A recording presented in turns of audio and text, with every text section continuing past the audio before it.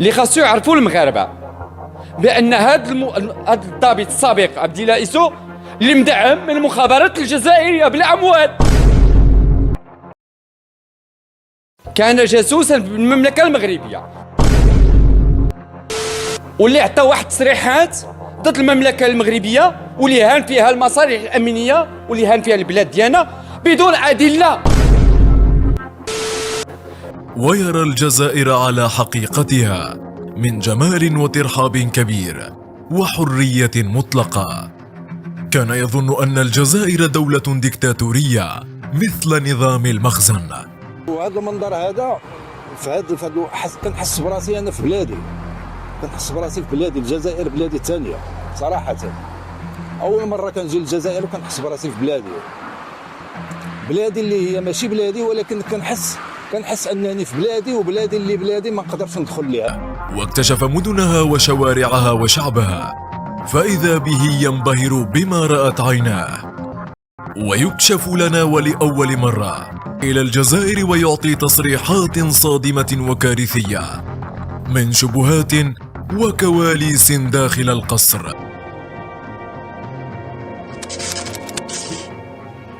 نعم أخي، من بعد التطبيع احنا كنا عارفين أنه كانت يعني موجودة سجون سرية أمريكية اللي دارتها المخابرات الأمريكية من بعد التفجيرات ديال 11 سبتمبر.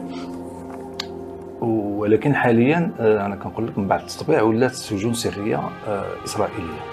هاد السجون السرية الإسرائيلية كيجيبوا لها سجناء المجموعات المقاومة الفلسطينية اللي عندهم وزن، اللي ما كيتفادوا باش يخليوهم يعني داخل الأراضي الفلسطينية المحتلة. كيجيبوهم ولاو كيجيبوهم لهاد السجون السرية داخل المغرب. اما تندد بشده حول تصريحات الضابط السابق المغربي عبد الله إيسو، واللي عطى واحد التصريحات لمغالطات في احد القناه الجزائريه عسكريه وضد البلاد ديالنا.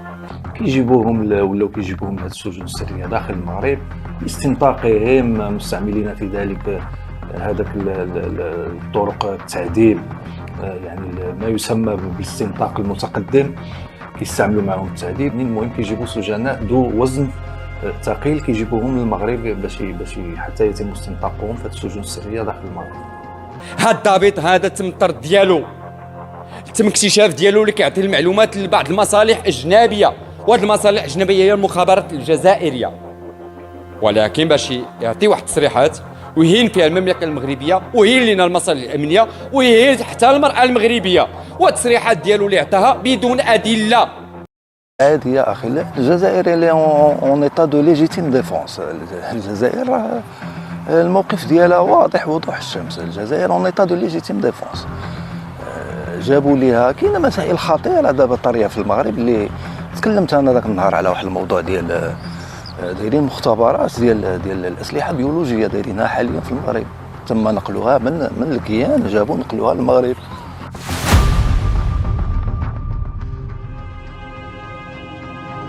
الجزائر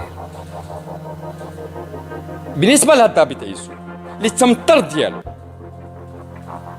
وقصد الجزائر باش يتلقى المال ويعطي تصريحات ضد البلاد ديالنا، ولكن حنا كمنظمه حقوقيه مستقله وما عندناش حتى شي انتماء وما كنتلقاو حتى شي تعليمات